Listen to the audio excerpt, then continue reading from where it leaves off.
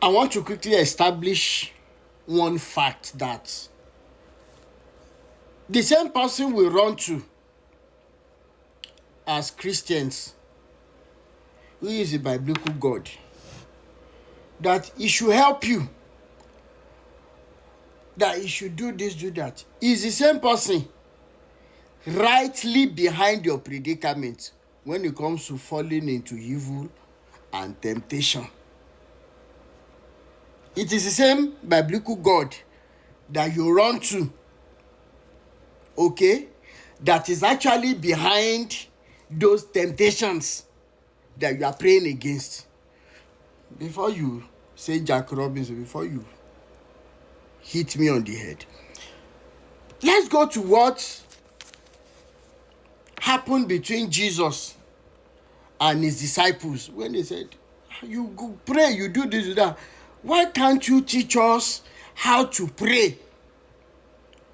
And he says, okay, when you want to pray, Matthew 6 from verse 9, he taught them how to pray. The manner of prayer they should pray. If I want to speak like Baba Deboye.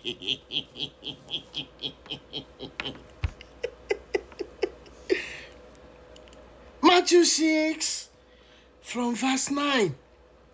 Pray then in this way. Our Father who is in heaven, hallowed be your name. Your kingdom come. Your will be done on earth as it is in heaven. Give us this day our daily bread, and forgive us our debts as we have forgiven our debtors. Verse 13, and do not lead us into temptations. Bible says, do not lead us into temptations. Let's now reverse. Job chapter 1 from verse 6, because of time. Job chapter 1 from verse 6. Now there was a day when the sons of God came to present themselves before the Lord, and Satan, the adversary, the accuser, also came among them. Let me first pause there. Don't forget that in Genesis, this same accuser or Satan escaped the presence of biblical God. He went to deceive Adam and Eve. You all know the story. I don't want this video to be too long. And Bible says that he was sent out of heaven, and we got a picture of how biblical God has positioned Angel Michael and the rest with flaming sword in their hands. Now, despite all this setup, the devil was able to still get to the presence of God. We will be asking that question when we get to heaven. Angel Michael, how did you allow the devil to escape these flaming swords to get into the presence of the biblical God? That is a question for another day. Let's continue. The Lord said to Satan, Satan was seated gently. It was biblical God that taunted Satan.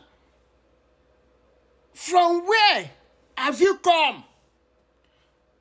Then Satan answered the Lord, from roaming around on the earth and from walking around on it. The Lord said to Satan, have you considered and reflected on my servant Job? For there is none like him on the earth, a blameless and upright man, one who fears God and abstains from and turns away from evil, because he honors God. Then Satan answered the Lord, does Job fear God for nothing? Have you not put a hedge of protection around him and his house and all that he has on every side? You have blessed the work of his hands and conferred prosperity and happiness upon him, and his possessions have increased in the land. Now, the devil, a creation of the creator, who is the biblical God, was able to command him. He says, but put forth your hand now and destroy all that Job has, and he will surely curse you to your face. Then the Lord said to Satan, behold, all that Job has is in your power. Only do not put your hand on the man himself. Don't forget that even Job suffered sickness again. It was at that time that the wife told him, this God, you better curse him to your face and buy.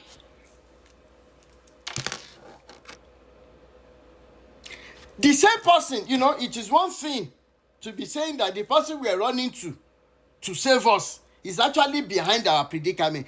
But that even the devil could push such a creator to touch the blessings that he has given somebody. Is this story not seeming like Tom and Jerry story to you? You pastors in the house, make it make sense to us that it is the same person who we are praying to deliver us from temptation and evil. Is the same person that is being tempted. He himself is being tempted of the devil to do evil to us. That is number one. Number two, that at the end of the day, some of you will say, the biblical God doesn't do evil. But how do we, or what do we call this? How do we describe or define this? Because the story of Job is one of the stories that your pastors love so much when they want to collect your hard-earned money. Make it make sense to me. This thing I just read, these two passages. That Yorubas will say that ẹni tó ń ṣe ni náà ló ń gbá ni. Eléyìí ò tiẹ̀ lè wá gbá ni. Because he can still be tempted of the devil. That's the second part of this illustration. That the person that allows that temptation to come to us, he himself is being tempted of his own creation, that is the devil. And I already asked, how did the devil get to his presence again? Pastor, we need explanation. I won't say much more than this. Nonsense.